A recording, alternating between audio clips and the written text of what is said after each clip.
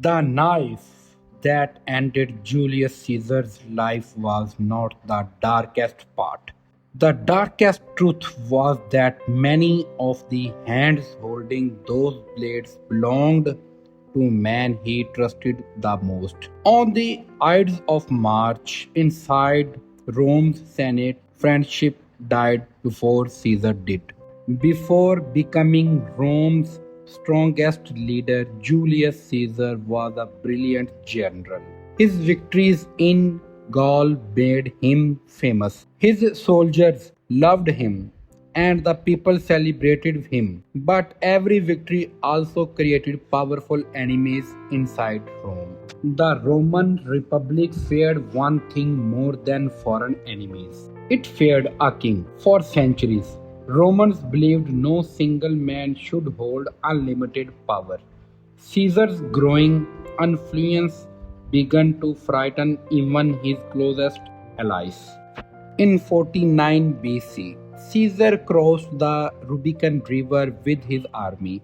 It was more than a military move, it was an open challenge against Rome itself. Civil war became impossible to stop after that decision. Caesar defeated his rivals one after another. Soon, nobody inside Rome could match his power. Supporters called him Rome's savior. His enemies whispered that he wanted to become a king and destroy the republic forever. In early 44 BC, the Senate declared Julius Caesar dictator for life. That single title changed everything. Many Romans believed the republic had reached its final days, and secret plans quietly began behind closed doors.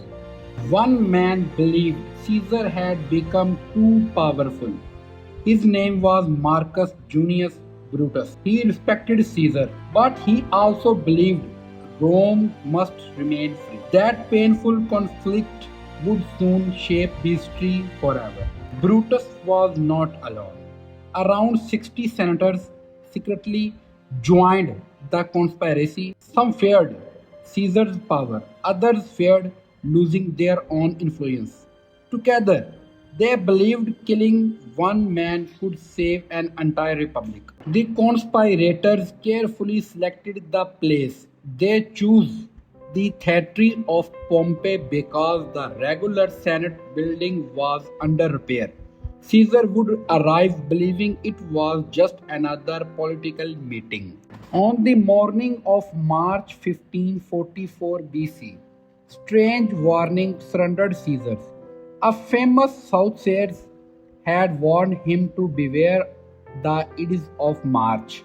Even his wife begged him not to leave home. Caesar almost stayed at home that morning. Calpurnia's fearfully dream deeply disturbed him. She believed his death was coming. For a short time, Caesar agreed to cancel the Senate meeting, but destiny had one final turn waiting. Then Decimus Brutus arrived. Unlike the famous Brutus, he was one of Caesar's trusted friends.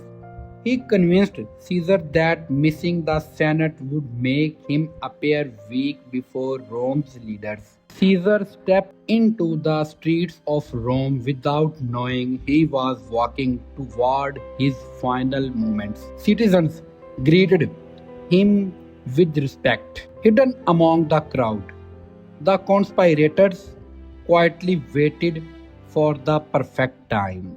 As Caesar approached the theatre of Pompey, another warning reached him. A written message reportedly explained the assassination plan, but before he could read it, the crowd pushed him forward toward the Senate chamber. Inside the Senate meeting, everything appeared normal. Senators greeted Caesar with polite smiles. No one could see the deadly plan hidden behind those calm faces and respectful words. The signal came suddenly. One senator stepped forward with a request. As Caesar refused, another man grabbed his toga. That single moment told every conspirator it was time to attack. The first knife strike was clumsy. It wounded Caesar but did not kill him. Shocked, he tried to defend himself. Then more blades appeared from every direction, leaving him surrendered.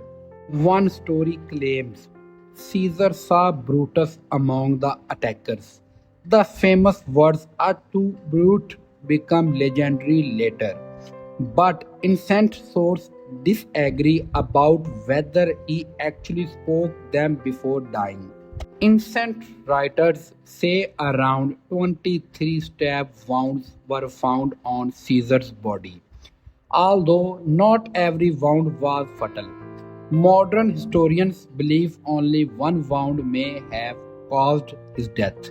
When the attack ended, Caesar lay dead at the base of Pompey's statue.